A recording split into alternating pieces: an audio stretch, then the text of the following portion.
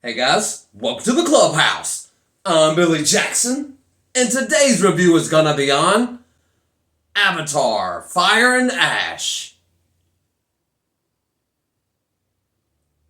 Okay, now I think the first Avatar movie is an absolute masterpiece. And when it first came out, I mean, it blew everybody's mind. It blew my mind, but it took the world by storm. And then the second one comes out, and though I still think it's good, it's definitely not as good as the first one. And it's kind of hard to do that when you make such a masterpiece of a film.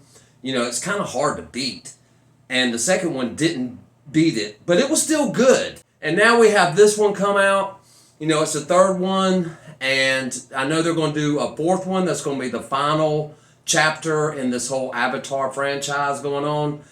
And I was actually worried because I didn't think it was going to be as good as the second one, and the second one wasn't as good as the first one. So I thought it was definitely going to be a step down, and I was really worried about that.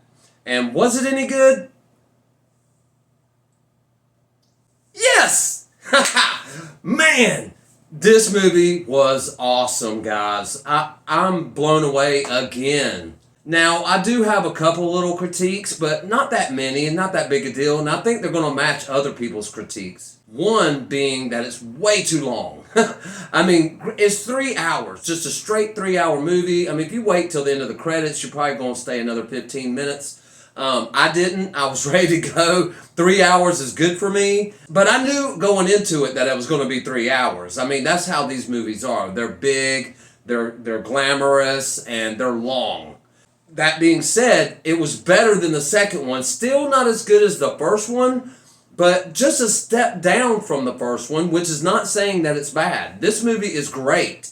Even though it was 3 hours long, I was invested the entire movie. I mean, I wasn't bored, or there wasn't any lulls or anything like that. You know, it started strong, it was strong in the middle, and it ended strong. And I had a good time watching it. And I think everybody in the theater had a good time watching it. And we had a packed theater too. I mean, it was filled. I think the first two rows may have not been filled, but every other row was filled up. And everybody seemed to be enjoying this movie as far as could tell. You know, I was loving it. It was really good. But I was sitting there thinking, okay, when's it going to start lulling?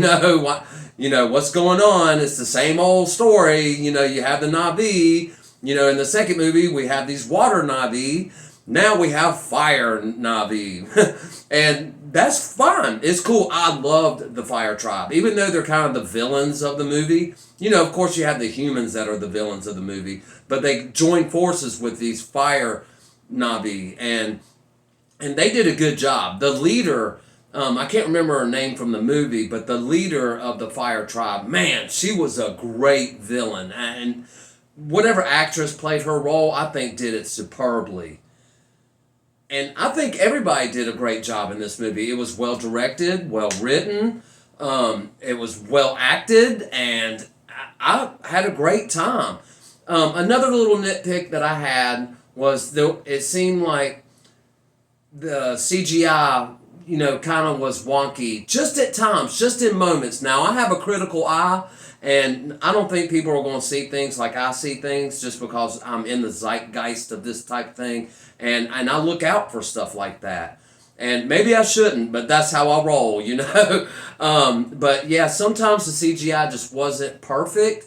It wasn't terrible, but I noticed that when they were having problems with the CGI, that they started doing shaky cam stuff. And I hate shaky cam. And most of this movie is made in CGI. I mean, it's not even real, but it seems real and it feels real. And that's what I loved about the original movie, is that they introduced us to this world, and it was, new to us, and it was beautiful and, exotic and, interesting. And that's the one thing about these movies, is that each movie has its own, like the water ones, we got introduced to new water beings and water creatures, and it was very, interesting and new, which every movie does. This movie, it didn't really have that. You kind of had the same from the first two movies. You know, there was a couple of new creatures we got introduced to, but it's more about the family and them being hunted by the humans, and you know, the Fire Nation kind of people are like pirates in this movie, so they're being hunted by them too. And you know, but they did follow the same old trope that they're coming for, you know, Jake Sully and his kids and his family and the little boy Spider, who's the son of the Colonel who turned himself into a Nadib. And anyway, it may sound like I'm critiquing this movie like really bad, but I'm really not. I'm just giving you my little nitpicks, because other than that, I thought the movie was awesome. The story was great. I can't wait to see the next one. You know, it didn't leave me like in the second one when I walked out. You know, I was thinking, you know, it was good, but not as good. But I still couldn't wait to see the third one, but I was kind of worried about this one. But not anymore. This movie is great. I think you should go out and see it. It is a spectacle to behold.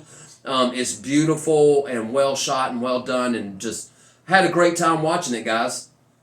But anyway, it's not all about what I think. What do you think? Have you seen Avatar Fire and Ash? Do you plan on watching it? Let me know in the comments below. Remember to like my videos and subscribe to my channel. And as always, make yourself happy every day. And the only way to do that is to remember the only thing stopping you is you stopping.